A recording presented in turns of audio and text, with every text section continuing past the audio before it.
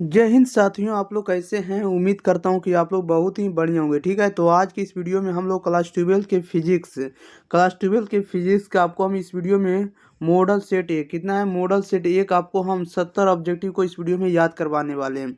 तो आप लोग को वीडियो पर बने रहिएगा ताकि हम आपको 100% वायरल क्वेश्चन पेपर आपको हम इस वीडियो में करवा सके। ओके, अब सभी आपको 100% हम आपको याद करवा देंगे। तो वीडियो को शुरू से अंत तक बने रहिएगा। अगर आप लोग एक बार चैनल को सब्सक्राइब नहीं किए तो चैनल को आप लोग जरूर सब्सक्राइब कर दीजिएगा। और वीडियो को अगर आप लोग शेयर नहीं किए तो वीडियो को जरूर आप लोग क्या करेंगे तो शेयर कर देंगे। ओके, और आपको इसमें से फिजिक्स के आपको 5 मॉडल सेट आपको मिलने वाला है। ठीक है, फिजिक्स का भी मिलेगा, केमिस्ट्री का भी मिलेगा और बायोलॉजी का भी मिलेगा, 5-5 सेट। तो आप लोग शुरू से अंत तक पढ़ कर जाइएगा, इससे बाहर आपको एग्जाम में कुछ भी नहीं रहता। ओके, चलिए तो स्टार्ट करते हैं ज़्यादा विलम्ब ना करते हुए। आप लोग 5 से 10 सेकंड के अंदर आप लोग आंसर भी बताइएगा कमेंट बॉक्स के अंदर। देखिएगा, ये जो रहने वाला आपको सेक्शन सेक्शन ए में यानी खंड आ में आपको वस्तुनिष्ठ ऑब्जेक्टिव रहेगा, नहीं ऑब्जेक्टिव टाइप क्वेश्चन रहेगा। प्रश्न संख्या 1 से 70 तक के प्रत्येक प्रश्न के 4 विकल्प दिए गए हैं, जिनमें से एक सही होगा। अपने द्वारा चुने गए सही विकल्प को ओएमआर शीट पर चिन्हित करें।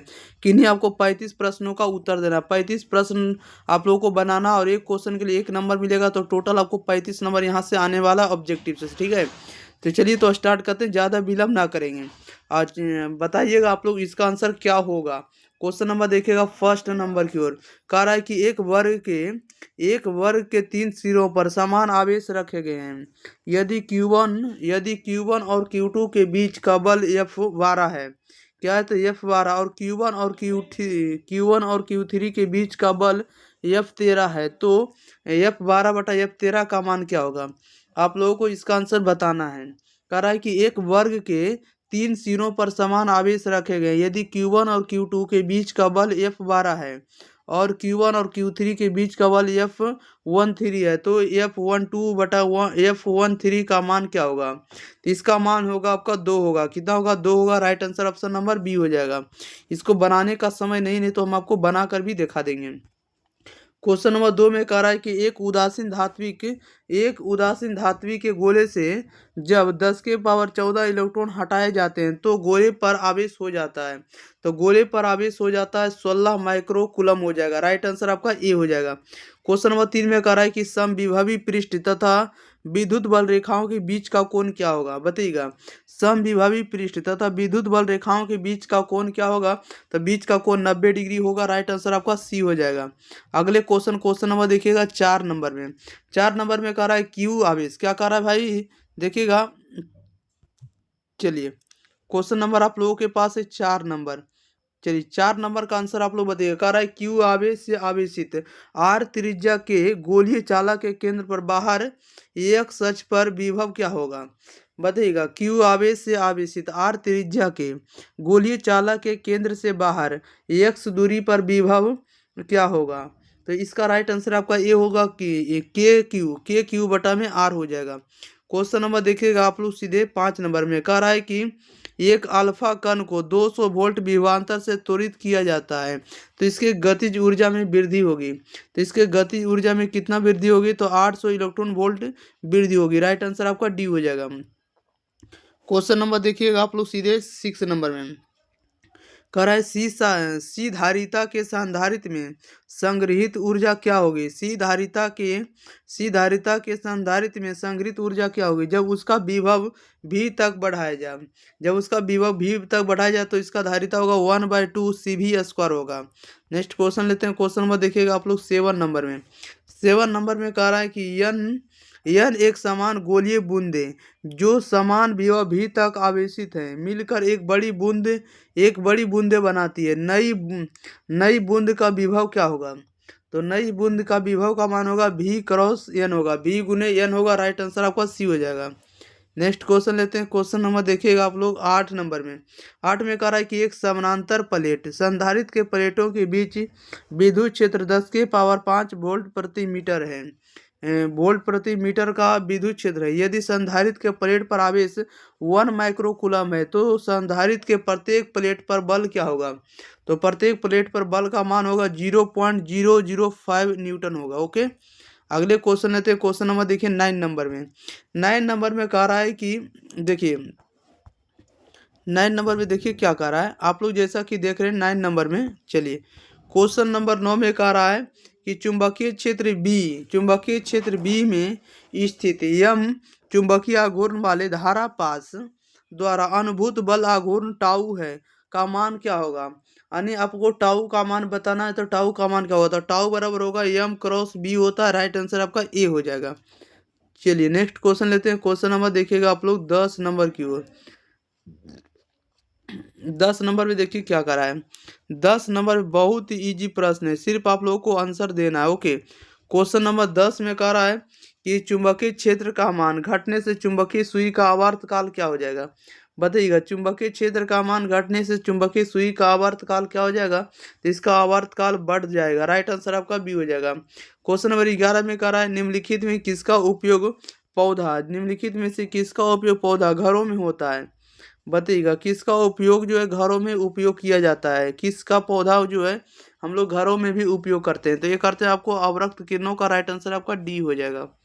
नेक्स्ट क्वेश्चन, क्वेश्चन नंबर देखिए 12 नंबर में। 12 में कह रहा है किसी विद्युत चुंबकीय तरंग का ई सदिश एक्स अक्ष के अनुदिश तथा एच में सदिश जेड अक्ष के अनुदिश है, तो उस तरंग का गति की दिशा क्या होगी। उस तरंग का गति की दिशा क्या होगी, तो गति की दिशा होगी आपको बाई अक्ष के अनुदिश होगी। राइट आंसर आपका बी हो जाएगा। क्वेश्चन नंबर 13 में कह रहा है कि बेतारी तार संचार का आविष्कार किया था। बेतारी तार संचार का आविष्कार किया था, तो यह आविष्कार किया था मार्कोनी ने किया था। राइट आंसर आपका सी हो जाएगा। क्वेश्चन नंबर देखिएगा आप लोग 14 नंबर की ओर। चलिए 14 नंबर में देखिए क्या कह रहा है एक माध्यम से दूसरे माध्यम में जाने में प्रकाश किरण मुड़ जाती है, किरण मुड़ने को कहा जाता है। एक माध्यम से दूसरे माध्यम में जाने में प्रकाश किरण मुड़ जाती है, किरण मुड़ने को क्या कहा जाता है, तो किरण मुड़ने को हम लोग अपवर्तन कहते हैं। राइट आंसर सी हो जाएगा। 15 में कह रहा है किस कारण से हवा का बुलबुला पानी में चमकता नजर आता है। बताइएगा, किस कारण से हवा का बुलबुला पानी में चमकता नजर आता है, तो पानी में चमकता नजर आता है आपको पूर्ण आंतरिक परावर्तन के कारण या पूर्ण अपरावर्तन के कारण। नेक्स्ट क्वेश्चन लेते हैं। क्वेश्चन नंबर देखिएगा आप लोग सीधे 16 नंबर की ओर। चलिए 16 नंबर आप लोग बताइएगा क्या होगा इसका सही जवाब। 16 नंबर में कह रहा है, देखिएगा चलिए कह रहा है एक एक उभयोतल लेंस के पदार्थ का अपर्तनांक 1.5 है, इसकी फोकस दूरी का मान क्या होगा यदि प्रत्येक तल की वक्रता त्रिज्या 20 सेंटीमीटर है। तो इसका फोकस दूरी का मान क्या होगा यदि इसकी वक्रता त्रिज्या का मान 20 सेंटीमीटर है, तो राइट आंसर आपका सी हो जाएगा। क्या हो जाएगा, 20 ही सेंटीमीटर होगा। क्वेश्चन नंबर 17 में कह रहा है एक उत्तल लेंस ऐसे पदार्थ का बना जिसका अपर्तनांक 1.5 है, इस लेंस को यदि पानी में डाल दिया जाए तो यह किसके समान व्यवहार करेगा, तो यह व्यवहार किसके समान करेगा, तो अभिसारी लेंस की तरह। नेक्स्ट क्वेश्चन लेते हैं। क्वेश्चन नंबर देखिएगा आप लोग 18 नंबर की ओर। 18 नंबर में कह रहा है कि तीन लेंस जिसकी फोकस दूरी 20 सेंटीमीटर माइनस 30 सेंटीमीटर और 60 सेंटीमीटर है, एक दूसरे से सटे हैं, इस संयोजन का फोकस दूरी क्या है, तो इस संयोजन का फोकस दूरी आपको 30 सेंटीमीटर होगा। राइट आंसर आपका आपका क्या हो जाएगा, बी हो जाएगा। क्वेश्चन नंबर देखिएगा आप लोग सीधे कितना नंबर, 19 नंबर कह रहा है कि यदि किसी दूरदर्शक के अभिदृश्यक एवं नेत्रिका की फोकस दूरियां 20 सेंटीमीटर और 2 सेंटीमीटर है, तो इस दूरदर्शक का आवर्धन क्षमता क्या होगा। इस दूरदर्शक का आवर्धन क्षमता का मान क्या होगा, तो आवर्धन क्षमता का मान 10 हो जाएगा। क्या हो जाएगा, 10 हो जाएगा, क्योंकि हम लोग जानते हैं कि आवर्धन क्षमता होता है क्या, तो इससे भागा आप लोग दे दिएगा, 20 में 2 से भागा दे देंगे तो 10 आ जाएगा। ओके, अगले क्वेश्चन नंबर देखिएगा आप लोग 20 नंबर में। 20 नंबर में देखिए क्या कह रहा है निकट दृष्टि दोष देने वाली आंखें साफ साफ देख सकती है, तो यह साफ साफ देख सकती है, तो यह देख सकती है आपको निकट की वस्तुओं को। राइट आंसर आपका सी हो जाएगा। 21 में कह रहा है जब हम किसी वस्तु को देखते हैं तो रेटिना पर बनने वाला प्रतिबिंब कैसा होता है। बताइएगा, जब हम किसी वस्तु को देखते हैं तो रेटिना पर बनने वाला प्रतिबिंब कैसा होता है, तो वास्तविक का उल्टा होता है। राइट आंसर आपका बी हो जाएगा। नेक्स्ट क्वेश्चन नंबर देखिएगा 22 नंबर में।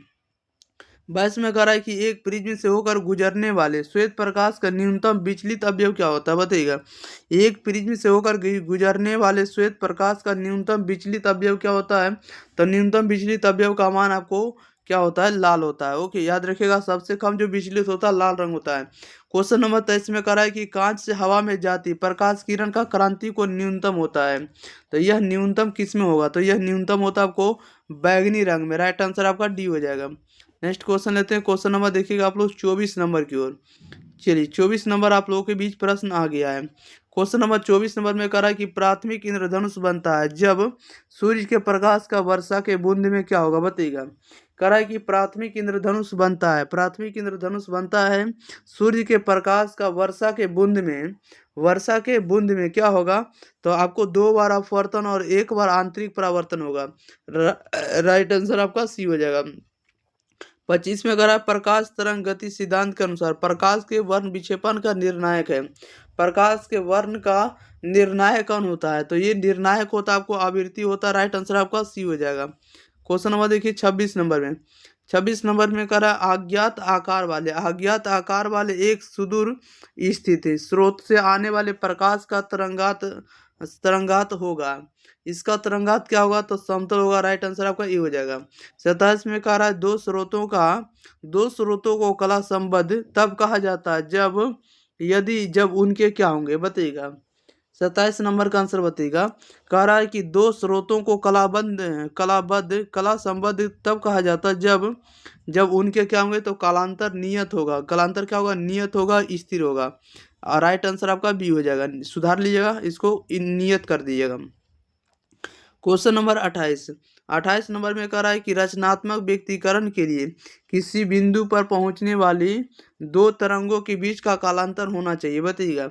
रचनात्मक व्यक्तीकरण के लिए किसी बिंदु पर पहुंचने वाली 2 तरंगों के बीच का कालांतर होना चाहिए, कितना होना चाहिए, तो 0 होना चाहिए। राइट आंसर आपका ये हो जाएगा। 29 में कह रहा है कि प्रिज्म की चौड़ाई डैश दूरी है, बताइएगा। प्रिज्म की चौड़ाई क्या होती है, तो किन्हीं 2 क्रमवर्ती काली या चमकीली प्रिज्मों के बीच की होती है। राइट आंसर आपका सी हो जाएगा। नेक्स्ट क्वेश्चन नंबर देखिएगा 30 नंबर की ओर। 30 नंबर में देखिए क्या करा। 30 नंबर में करा यंग के द्विस्लिट प्रयोग में रचनात्मक व्यक्तीकरण उत्पन्न करने वाली तरंगों के बीच पाथांतर का मान नहीं होता है। यंग के द्विस्लिट प्रयोग में रचनात्मक व्यक्तीकरण उत्पन्न करने वाली तरंगों के बीच पाथांतर का मान क्या होगा, तो राइट आंसर आपका डी हो जाएगा। 2n+1 λ/2 होगा। 2n+1 λ/2 हो जाएगा। नेक्स्ट क्वेश्चन लेते हैं। क्वेश्चन नंबर देखिएगा 31 नंबर की ओर। क्वेश्चन नंबर देखिए 31 का रहा है कि फ्रेंजेल दूरी दूरी ZF का मान होता है जहां जहां क्या होगा, जहां ए बराबर, या तो कह सकते हैं हम लोग जहां ए प्रकाश किरण की चौड़ाई और लेमडा प्रकाश का तरंगदैर्ध्य है, बताइएगा। ZF का मान क्या होगा, तो ZF का मान होगा a² होगा। राइट आंसर आपका बी हो जाएगा। क्वेश्चन नंबर देखिए 32 का किरचॉफ का नियम निम्न में से किस नियम का पालन करता है, बताइएगा। किरचॉफ का नियम निम्न में से किस नियम का पालन करता है, तो यह पालन करता है आवेश के संरचना का सिद्धांत का, आवेश के संरक्षण का सिद्धांत को पालन करता है। अगले क्वेश्चन नंबर देखिएगा 33 नंबर। 33 नंबर में कह रहा है विद्युतीय परिपथ के किसी बिंदु पर सभी धाराओं का बीजगणितीय योग का मान क्या होता है, बताइएगा। किसी विद्युत परिपथ के किसी बिंदु पर सभी धाराओं का बीजगणितीय योग का मान क्या होता है, तो इसका योग आपको 0 होता है। राइट आंसर ये हो जाएगा। 34 में कह रहा है कि बीटस्टोन ब्रिज का व्यवहार किया जाता है, बीटस्टोन ब्रिज का व्यवहार किया जाता है तो प्रतिरोध मापने में। राइट आंसर आपका सी हो जाएगा। क्वेश्चन नंबर देखिएगा आप लोग 35 नंबर में।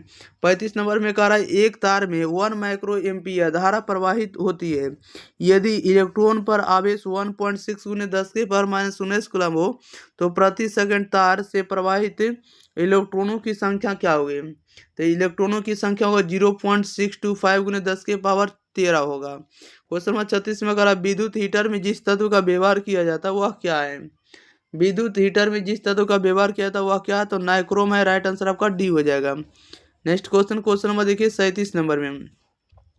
37 नंबर में कह रहा है कि R त्रिज्या के वृत्तीय पथ पर एक समान चाल भी से घूमते हुए इलेक्ट्रॉन का चुंबकीय द्विध्रुव आघूर्ण बराबर होगा। चुंबकीय द्विध्रुव आघूर्ण का मान बराबर होगा EV/2 होगा। राइट आंसर आपका क्या हो जाएगा, ए हो जाएगा। नेक्स्ट क्वेश्चन, क्वेश्चन नंबर 38 का रहा है किसी सीधे धारावाही के तार के ऊर्ध्वाधर रखा गया है जिसमें अस्थायी विद्युत धारा ऊपर की ओर क्षैतिज प्रक्षेपित इलेक्ट्रॉनों विक्षेपित होगा। क्षैतिज और जो है प्रक्षेपित इलेक्ट्रॉन विक्षेपित होगा। ये विक्षेपित किस डायरेक्शन में होगा, तो यह होगा नीचे की ओर होगा। किधर होगा, नीचे की ओर। राइट आंसर आपका डी हो जाएगा। नेक्स्ट क्वेश्चन ले लेते हैं। क्वेश्चन नंबर देखिएगा 39 नंबर की ओर। चलिए 39 नंबर में देखिए क्या कह रहा है। 39 नंबर में आप लोगों को पता होना चाहिए, कह रहा है कि 1 वोल्ट मीटर को आमीटर में बदला जा सकता है। 1 वोल्ट मीटर को आमीटर में बदला जा सकता है, तो ये किस में बदला जाएगा बताइएगा। तो ये बदला जाएगा आपको इसके समानांतर में उच्च प्रतिरोध जोड़कर। राइट आंसर आपका क्या हो जाएगा, ए हो जाएगा। क्वेश्चन नंबर 40 नंबर में कह रहा है जब एक चुंबकीय क्षेत्र में धातु का गोला गतिमान कराया जाता है तब यह गर्म हो जाता है। क्यों गर्म हो जाता है, राइट आंसर बताइएगा। क्यों गर्म हो जाता है, क्योंकि ये भंवर धारा उत्पन्न होती है। राइट आंसर आपका सी हो जाएगा। नेक्स्ट क्वेश्चन, क्वेश्चन नंबर देखिए 41 नंबर में। 41 नंबर में देखिए क्या कह रहा है। 41 नंबर में आप लोगों को जैसा कि दिख रहा होगा, कह रहा है कि किसी धारावाही प्रेरित, क्या कह रहा है, किसी धारावाही प्रेरित संबद्ध चुंबकीय क्षेत्र चुंबकीय ऊर्जा U और धारा प्रवाहित धारा I समानुपातिकता के में संबंध होता है। बताइएगा किसी धारावाही प्रेरित से संबद्ध चुंबकीय ऊर्जा U तथा प्रवाहित धारा I के समानुपातिकता में संबंध होता है। तो ये संबंध होता है आपको U समानुपाती I² के। राइट आंसर आपका क्या हो जाएगा, डी हो जाएगा। क्वेश्चन नंबर 42 नंबर में कह रहा है एक कुंडली का स्वप्रेरण गुणांक 5 क्या है, तो 5 mH है। क्या है, 5 mH मेगा। चलिए 5 mH है। यदि इस कुंडली से 2 एम्पियर की धारा या 2A की धारा बहाई जाए तो इस कुंडली से संबद्ध चुंबकीय फ्लक्स का मान क्या होगा। तो चुंबकीय फ्लक्स का मान होगा 0.01 वेब होगा या WB होगा। वेब पढ़ेंगे, ठीक है, वेब पढ़ेंगे। क्वेश्चन नंबर 43 करा प्रत्यवर्ती धारा के मूल माध्य वर्ग मान और इसके शिखर मान का अनुपात क्या होता है बताइएगा। प्रत्यवर्ती धारा के मूल माध्य वर्ग मान और इसके शिखर मान का अनुपात क्या होगा। तो राइट आंसर आपका बी हो जाएगा, 1/√2 हो जाएगा। ओके, अगला क्वेश्चन, क्वेश्चन नंबर 44 नंबर में कह रहा है एल आर परिपथ की प्रतिबाधा होती है। तो एल आर परिपथ की जो प्रतिबाधा होती क्या होती है, तो राइट आंसर आपका डी हो जाएगा, √R² + ω² + L² होगा। क्वेश्चन नंबर 45 कह रहा है कि एक प्रतिवर्ती धारा का समीकरण है I = 60 sin 100 πt है। धारा के मूल माध्य वर्ग का मान क्या होगा। धारा के मूल मध्य वर्ग का मान होगा 60/√2 होगा। राइट आंसर आपका ए हो जाएगा। अगले क्वेश्चन, क्वेश्चन नंबर 46 में कह रहा वह यंत्र जो यांत्रिक ऊर्जा को विद्युत ऊर्जा में बदलता है क्या कहा जाता है। तो उसे हम लोग क्या कहेंगे, तो उसे हम लोग कहेंगे डायनमो कहेंगे। राइट आंसर आपका सी हो जाएगा। 47 में कह रहा प्रत्यवर्ती धारा परिपथ में अनुनाद की अवस्था में धारा और विद्युत वाहक बल के बीच कालांतर का मान क्या होगा। तो इनके कालांतर का मान होगा 0 होगा। राइट आंसर आपका सी हो जाएगा। ओके, नेक्स्ट क्वेश्चन लेते हैं। क्वेश्चन नंबर देखिए 48 नंबर की ओर। 48 नंबर में कह रहा है यदि किसी प्रतिवर्ती धारा परिपथ की अर्थात एवं आभासी शक्तियां क्रमशः PT और PA है तो शक्ति गुणांक का मान क्या होगा। तो शक्ति गुणांक का मान होगा PT/PA होगा। Okay, question number next, question number 49 number में देखिए क्या कर रहा है। 49 नंबर में कह रहा है कि प्रतिवर्ती विद्युत वाहक बल E = E0 sin ωt में शिखर मान 10 वोल्ट तथा 50 हर्ट्ज है। समय t = 1/600 सेकेंड। तात्कालिक विद्युत वाहक बल का मान क्या होगा। तो तात्कालिक विद्युत वाहक बल का मान आपको 5 वोल्ट हो जाएगा। अगले क्वेश्चन लेते हैं, क्वेश्चन नंबर 50 नंबर की ओर। 50 में करा प्रत्यवर्ती धारा परिपथ में धारा I एवं वोल्टेज के बीच कालांतर फाई है तो धारा का वाटहीन घटक का मान क्या होगा। तो धारा का वाटहीन घटक का मान होगा cos फाई होगा। 51 में कह रहा है कि देखिए 51 में कह रहा है कि व्योम तरंगों के उपयोग द्वारा क्षितिज के पार संचार के लिए निम्नलिखित आवृत्तियों में कौन आवृत्ति उपयुक्त होगी। तो कौन सी आवृत्ति उपयुक्त होगी, तो आपको 10 मेगाहर्ट्ज उपयुक्त होगी। राइट आंसर आपका क्या हो जाएगा, ए हो जाएगा। राइट आंसर आपका बी होगा। ओके, चलिए नेक्स्ट क्वेश्चन लेते हैं। क्वेश्चन नंबर देखिए 52 नंबर की ओर। 52 नंबर में देखिए क्या कर रहा है। 52 नंबर में कह रहा है कि यूएचएफ परिसर के आवृत्तियों का प्रसरण प्राय किसके द्वारा होता है। बताइएगा, यूएचएफ परिसर के आवृत्तियों का प्रसरण जो होता है प्राय किसके द्वारा होता है। तो यह होता है आपको आकाश तरंगों के द्वारा। 53 में कह रहा दिए गए किस धातु का प्रकाश विद्युत कार्यफलन न्यूनतम होता है। राइट आंसर बताइएगा क्या हो जाएगा। तो कह रहा दिए गए धातु का प्रकाश विद्युत कार्यफलन न्यूनतम होता है, किसका होता है, तो सोडियम का। राइट आंसर ये हो जाएगा। क्वेश्चन नंबर 54 में कह रहा है कि प्लांक गुणांक प्लांक स्थिरता की बीमा क्या है। तब प्लांक स्थिरांक की बीमा होता है M L square T minus 1 होता है। क्वेश्चन नंबर 55 नंबर में कह रहा है कि हाइड्रोजन परमाणु के बोर कक्षा में इलेक्ट्रॉन की गतिज ऊर्जा और परमाणु की स्थिति ऊर्जा का अनुपात क्या होगा। तो राइट आंसर क्या हो जाएगा बताइएगा। हाइड्रोजन परमाणु के बोर कक्षा में इलेक्ट्रॉन की गतिज ऊर्जा और परमाणु की स्थिति ऊर्जा का मान क्या होगा, तो -1/2 होगा। 56 में कह रहा है निम्नलिखित में कौन विद्युत चुंबकीय प्रकृति नहीं है। विद्युत चुंबकीय प्रकृति की नहीं है, विद्युत चुंबकीय प्रकृति की नहीं है, तब कौन नहीं है, राइट आंसर बताना है आप लोगों को। तो राइट आंसर आपका डी हो जाएगा, बीटा किरणें नहीं है। क्वेश्चन नंबर 57 नंबर में कह रहा है नाभिकों के मिलने और नए नाभिक के बनने तथा ऊर्जा मुक्त होने की घटना को क्या कहा जाता है। तो इसकी घटना को नाभिकीय संलयन कहा जाता है। राइट आंसर ये हो जाएगा। 58 नंबर में कह रहा है नाभिक के संयोजन और नाभिक के गठन और ऊर्जा की रिहाई की प्रक्रिया को क्या कहा जाता है। तो इसकी प्रक्रिया को संलयन कहेंगे। राइट आंसर आपका ये हो जाएगा। क्वेश्चन नंबर 59 नंबर में कह रहा है कि द्रव्यमान और ऊर्जा के बीच सही संबंध है। द्रव्यमान और ऊर्जा के बीच सही संबंध क्या होता है, ई बराबर mc² होता है। क्वेश्चन नंबर 60 में कह रहा है कि एक रेडियो एक्टिव तत्व की अर्ध आयु 1000 वर्ष है, कितने समय के बाद तत्व के नमूने का 1/18 भाग रह जाएगा। 1/18 भाग रह जाएगा कितने के बाद, तो 3000 वर्ष के बाद। राइट आंसर ये हो जाएगा। क्वेश्चन नंबर 61 नंबर में देखिए क्या 61 में कह रहा है कि अस्ट्रोमसियम एस आर 38 परमाणु संख्या और 88 आपका परमाणु भार में परमाणु में क्या कर रहा है आपको, प्रोटॉन न्यूट्रॉन और इलेक्ट्रॉन की संख्या क्या होगी। यानी अस्ट्रोमसियम 38 88 परमाणु में प्रोटॉन और न्यूट्रॉन और इलेक्ट्रॉन की संख्या क्या होगी। तो देखिएगा आप, अगर आपसे प्रोटॉन की संख्या पूछेगा तो आपको 38 बताना है और इलेक्ट्रॉन की संख्या भी 38, लेकिन न्यूट्रॉन की संख्या आपको क्या हो जाएगा, 50 हो जाएगा। क्वेश्चन नंबर 52 में कह रहा है कि एक पीएन जंक्शन में होते हैं, एक पीएन जंक्शन में क्या होंगे। 62 नंबर, एक पीएन जंक्शन में जो होंगे 2 अर्धचालक जंक्शन होंगे। राइट आंसर आपका क्या होगा, आपका ए हो जाएगा। क्वेश्चन नंबर 63 नंबर में कह रहा है 63 में कह रहा है प्रत्यावर्ती विभव लगाने पर प्रत्यक्ष धारा उत्पन्न करने वाली मशीन का नाम क्या है बताइएगा। प्रत्यावर्ती विभव लगाने पर प्रत्यक्ष धारा उत्पन्न करने वाली मशीन का नाम क्या है। तो राइट आंसर आपका ये हो जाएगा दिष्ट कार्य है। 64 में कह रहा है एक पूर्ण तरंगी दिष्टकरण में यदि निवेश आवृत्ति 50 हर्ट्ज है तो निर्गम आवृत्ति का मान क्या होगा। तो निर्गम आवृत्ति का मान आपको 100 हर्ट्ज होगा। राइट आंसर आपका सी हो जाएगा। क्वेश्चन नंबर 65 में कह रहा है कि नॉर गेट के लिए बुलियन व्यंजक है, नॉर गेट के लिए बुलियन व्यंजक का मान क्या होगा। तो बुलियन व्यंजक का मान होगा a.b के ऊपर रेखरिंग बराबर बाई होगा। क्वेश्चन नंबर 66 में कह रहा है द्विआधारी संख्या 010 और 0101 का योगफल का मान क्या होगा।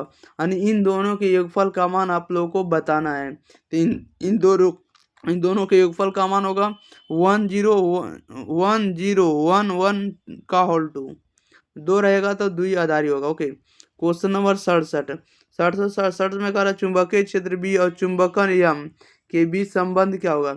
चुंबकीय क्षेत्र बी और चुंबकन एम के बीच संबंध क्या होगा। तो इन दोनों के बीच जो संबंध होगा आपको बी बराबर होगा 4πh प्लस में एम होगा। क्या होगा, 4πh और प्लस में एम होगा। राइट आंसर आपका बी हो जाएगा। अगले क्वेश्चन लेते हैं। क्वेश्चन नंबर देखिए 68 नंबर की ओर। चलिए 68 नंबर आप लोगों के बीच है प्रश्न लेकर आए। 68 नंबर में क्या कर रहा है, कह रहा है कि चुंबकीय नमन का मान शून्य होता है। चुंबकीय नमन का जो मान होता है ये शून्य होता है, तो चुंबकीय अक्ष पर होता है। राइट आंसर ये हो जाएगा। क्वेश्चन 69 में कह रहा है एक समान चुंबकीय क्षेत्र बी में द्विध्रुव आघूर्ण यम के अस्थायी संतुलन में स्थिति ऊर्जा का मान क्या होगा। बताइएगा, एक समान चुंबकीय क्षेत्र बी में द्विध्रुव आघूर्ण यम के अस्थायी संतुलन में स्थितिज ऊर्जा का मान क्या होगा। तो स्थिति ऊर्जा का मान माइनस में एम बी होगा। राइट आंसर बी हो जाएगा। क्वेश्चन नंबर 70 नंबर में कह रहा है विद्युत चुंबकीय तरंग के संचार की दिशा होती है। विद्युत चुंबकीय तरंग के संचार की दिशा क्या होती है, तो ई क्रॉस बी के समांतर होती है। राइट आंसर आपका डी हो जाएगा। चलिए, तो इस वीडियो में आपको 70 ऑब्जेक्टिव को कंप्लीट कर दिए। हम लोग मिलते हैं अगली वीडियो के साथ। तब तक के लिए आप लोग वीडियो को आप लोग शेयर करिएगा, वीडियो को आप लोग जरूर शेयर करिएगा और चैनल को आप लोग जरूर सब्सक्राइब करिएगा। और साथ ही साथ बताइएगा कि रमेश सर का कंटेंट आप लोगों को एग्जाम प्री पर कैसा लग रहा है। ओके, एग्जाम प्री पर आप लोगों को कैसा लग रहा है रमेश सर से पढ़कर, क्योंकि आपको सभी मॉडल सेट का आपको ऑब्जेक्टिव करवा देंगे। ओके, सभी विषय का। Thank you. तो मिलते हैं अगली वीडियो के साथ, तब तक के लिए धन्यवाद।